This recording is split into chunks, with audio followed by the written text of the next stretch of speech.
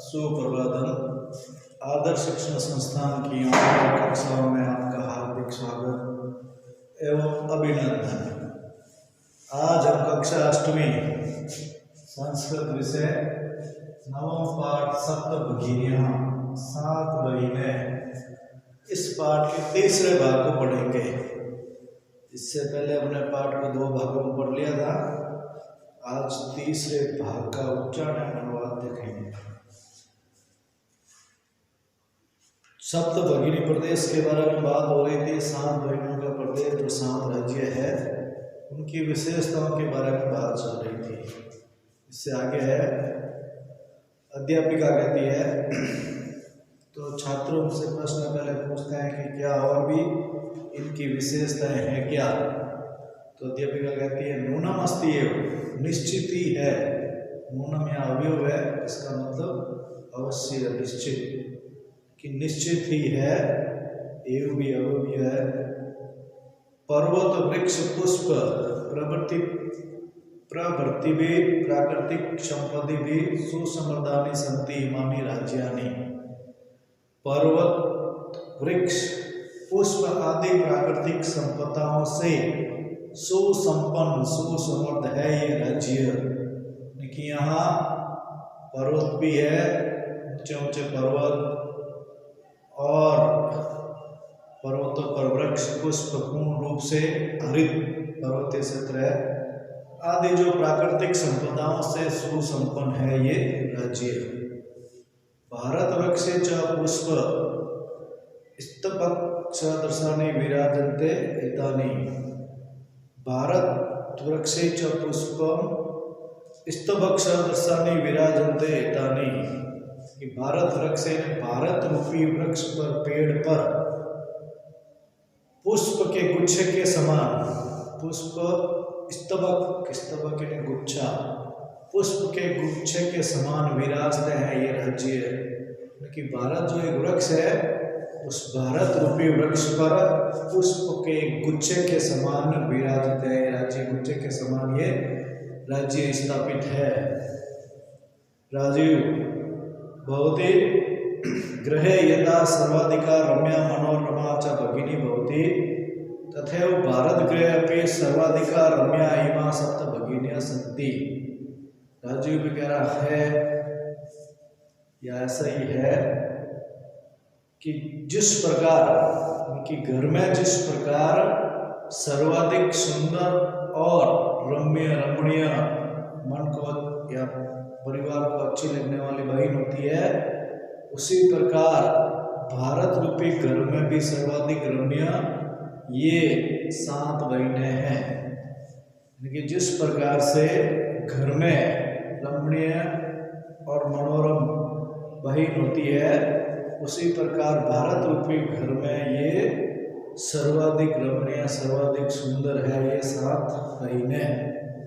इनके घर पे जिस प्रकार बहन होती है तो बहन का मान आदर सम्मान और घर में पूर्ण रूप से सबके प्रिय होती है और सबको अच्छी लगने वाली होती है। उसी प्रकार से भारत रूपी जो घर है उसमें ये जो सप्त भगिनी प्रदेश है 7 बहनों का जो प्रदेश है 7 राज्य है उसी प्रकार से वो पूर्ण रूप से सुंदर और रमणीय है।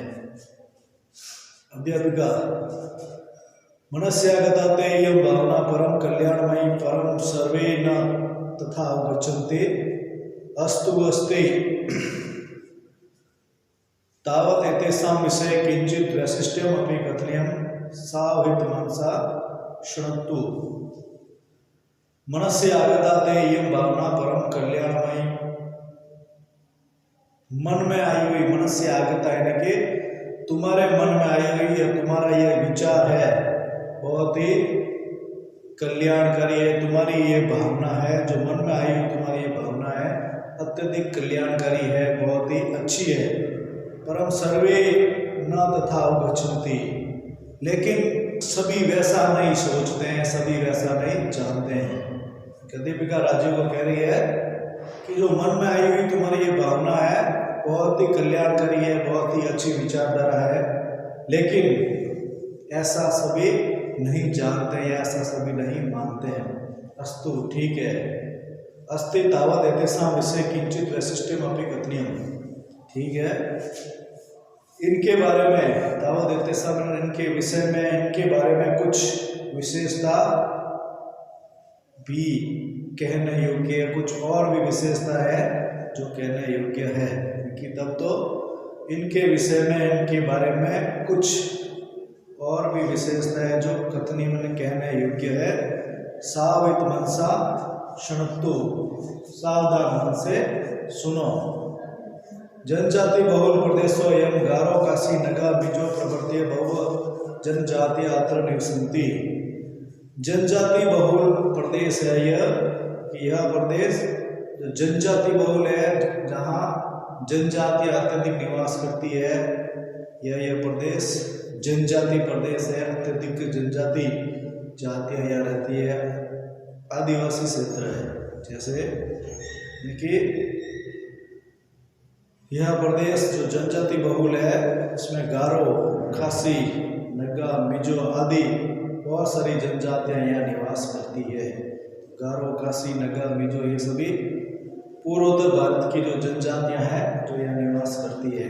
शरीर ऊर्जस्विन, शरीर से ऊर्जा युक्त, और ये अपने आप में बहुत बलिष्ठ है, बलवान है। शरीरेण ऊर्जस्विन की शरीर से ऊर्जा युक्त, एतत् प्रादेशिका वो भाषा भी समन्विता, और इस राज्य के या इस प्रदेश के, इन प्रदेशों के जो लोग हैं बहुत अनेक भाषाओं के जानकार है, अनेक भाषाओं को जानते हैं, अनेक भाषाओं से युक्त है। एतत् प्रादेशिका यानी इस प्रदेश के लोग हैं, इन प्रदेशों के जो लोग हैं अनेक भाषाओं से युक्त है, अनेक भाषाओं को जानते हैं। पर्व परंपरा भी परिपूर्णता, और ये पर्व परंपराओं से पूर्ण है, पर्व परंपराओं से ये क्षेत्र भरा पूरा है, क्योंकि त्योहारों से और पर्वों की जो परंपरा है, हमारे भारतीय संस्कृति में जो त्योहारों का, पर्वों का महत्व है, तो यहाँ अत्यधिक रूप से जो पर्वों की परंपरा, त्योहारों की परंपरा से ये पूर्ण रूप से भरा पूरा है, युक्त है। स्वलीला कला बेष्ट निष्णाता संति, और ये अपनी क्रियाओं, लीला ने अपनी क्रियाओं और कलाओं से भी युक्त है, निपुण है पूर्ण रूप से। मालती महोदय तत्र तो वंश वृक्षा भी प्राप्यन्ते। मालती कह रही है, महोदया यहाँ तो बांस के वृक्ष भी अत्यधिक पाए जाते हैं। अध्यापिका हाँ, प्रदेशे अस्मिन् हस्तशिल्पानां बाहुल्यं वर्तते। इस प्रदेश में हस्तशिल्प की बहुलता है, कि हाथ की कारीगरी की बहुलता है, हस्तशिल्प की बहुलता है। यहाँ अत्यधिक रूप से स्वनिर्मित या पूर्ण रूप से लोग अपना अपना स्वरोजगार करते हैं, और हाथों से बनी हुई चीजें यहाँ अत्यधिक पाई जाती है, हस्तशिल्प की बहुलता है।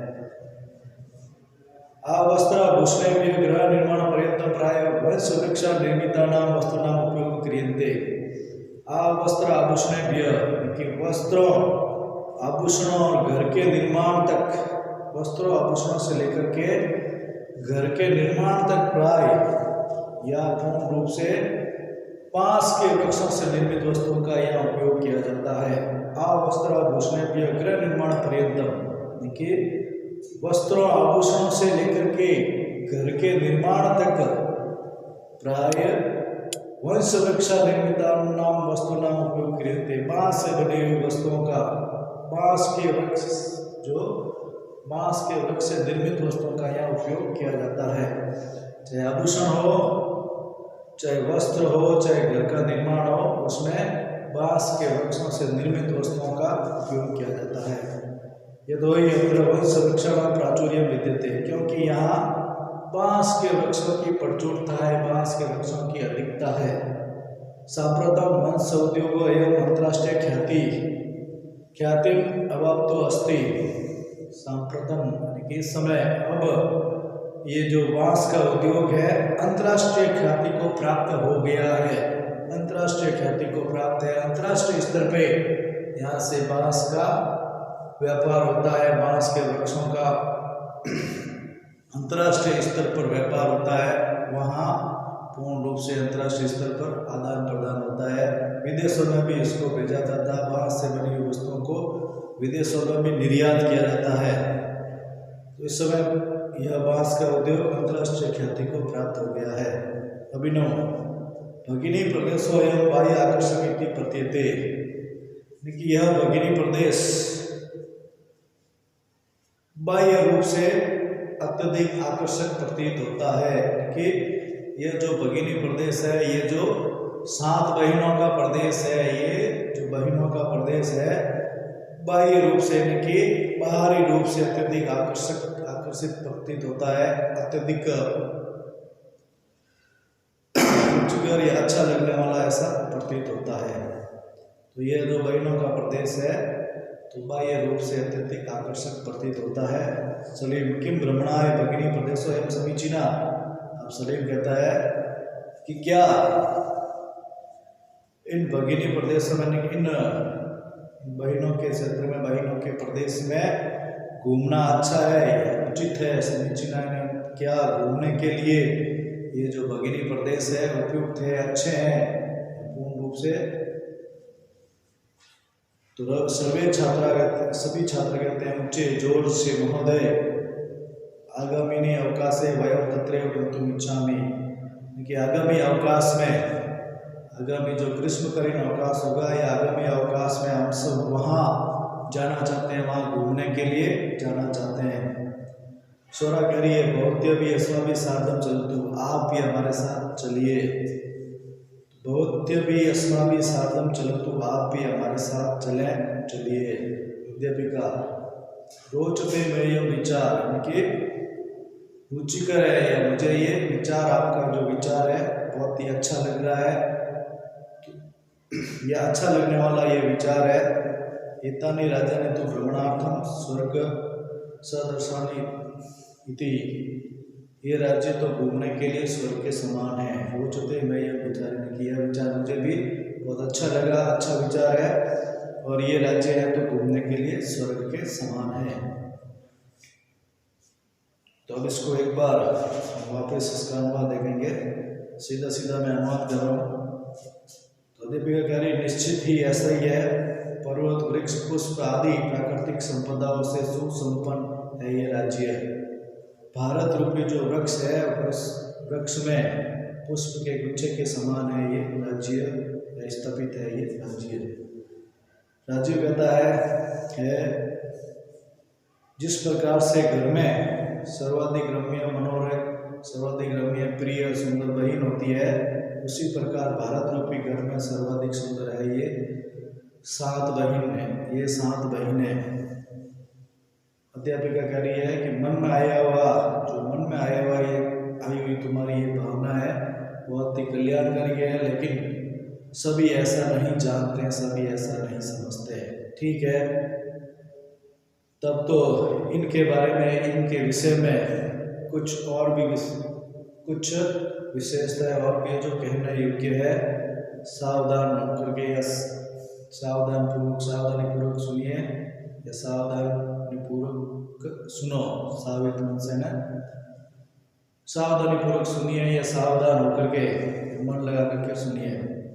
जनजाति बहुल यह प्रदेश है, गारो, काशी, नगर, मिजो आदि बहुत सारी जनजातियाँ यहाँ रहती है, और ये अपने आप में शरीर से ऊर्जा युक्त है, क्योंकि पहाड़ी क्षेत्र है, पहाड़ों पे आना जाना, चढ़ना उतरना हमेशा इनका नियमित रूटीन है, नियमित का अभ्यास है, इसलिए शरीर से ऊर्जा युक्त है। और इन प्रदेशों के लोग जो बहुत सारी भाषाओं से युक्त है, पर्व परंपराओं से पूर्ण रूप से परिपूरित है, और ये अपनी क्रियाओं कलाओं में पूर्ण रूप से संपन्न है। मालती कह रही महोदय वहाँ तो बांस के वृक्ष भी पाए जाते हैं। दीपिका कह रही हाँ, यह प्रदेश है जो हस्तशिल्प, इस प्रदेश में हस्तशिल्प की बहुलता है, हस्तशिल्प की अधिकता है। वस्त्रों आभूषणों से लेकर घर के निर्माण तक यहाँ बांस के वृक्षों से निर्मित वस्तुओं का उपयोग किया जाता है, क्योंकि यहाँ बांस के वृक्षों की अधिकता है। इस समय जो बांस का उद्योग है, यह बांस का उद्योग अंतर्राष्ट्रीय ख्याति को प्राप्त हो गया है। अभिनव कह रहा है कि यह भगिनी प्रदेश है जो बाहर से अत्यधिक आकर्षक प्रतीत होता है। सलीम, क्या घूमने के लिए यह भगिनी प्रदेश उपयुक्त है, उचित है? सर्वे छात्रा ऊंचे जोर से महोदय आगामी अवकाश में, सभी छात्र जोर जोर से कहते हैं कि महोदय आगामी अवकाश में हम सब वहाँ जाना चाहते हैं, वहाँ हमारे जाने की इच्छा है। स्वरा कह रही आप भी हमारे साथ चलिए। दीपिका कह रही है कि तुम्हारा यह विचार मुझे भी रुचिकर है, यानी कि मुझे भी ये विचार अच्छा लग रहा है। इन राज्यों में घूमना तो स्वर्ग के समान है, कि राज्य घूमने के लिए स्वर्ग के समान है। अब इसमें इसके साथ जो ग्रह के है उसमें 5वां प्रश्न है। तो महोदय में भगिनी कथयति अत्र में इति सर्वनाम पद कस्य प्रयुक्ता, यानी कि जो में सर्वनाम पद है किसके लिए प्रयुक्त हुआ है? तो स्वरा के लिए हुआ। तो इसको चतुर्थ युक्ति लिखना स्वराए। में यहाँ जो क्रियापद से जो वाक्य दिया हुआ है उसमें कर्ता कौन है? कर्ता ढूंढना है। तो इसमें कर्ता है भगिनी सप्तकम राज्यानी जो लिखा है।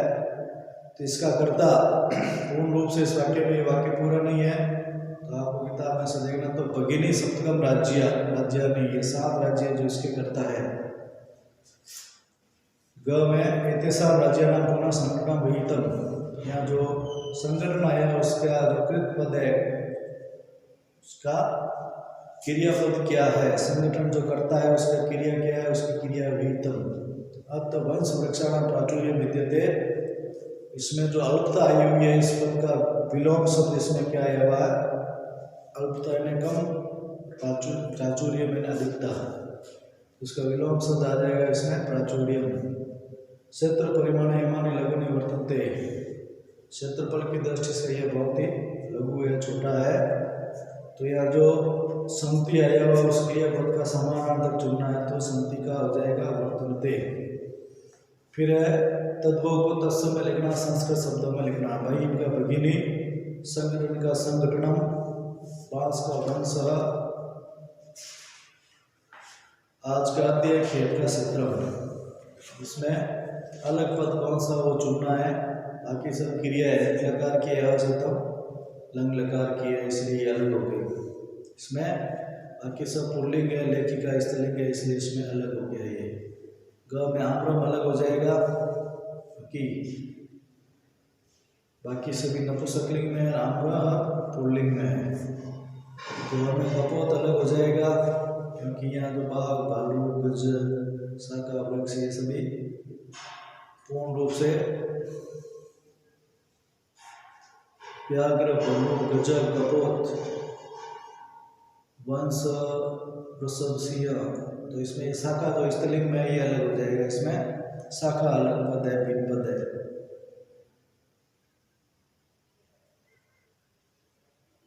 इसमें ये होगा पृथ्वी, वसुंधरा, धरित्री, यानम, वसुधा। तो इसमें ये सभी पृथ्वी के पर्यायवाची, यानम पृथ्वी का पर्यायवाची नहीं है तो यानम अलग हो जाएगा। अब इसमें विशेष विशेषण पद है। अयम का प्रदेश, संस्कृत विशिष्टता भारत भूमो महत्वदायिनी, संस्कृति प्राचीन इतिहास है एक समवाय।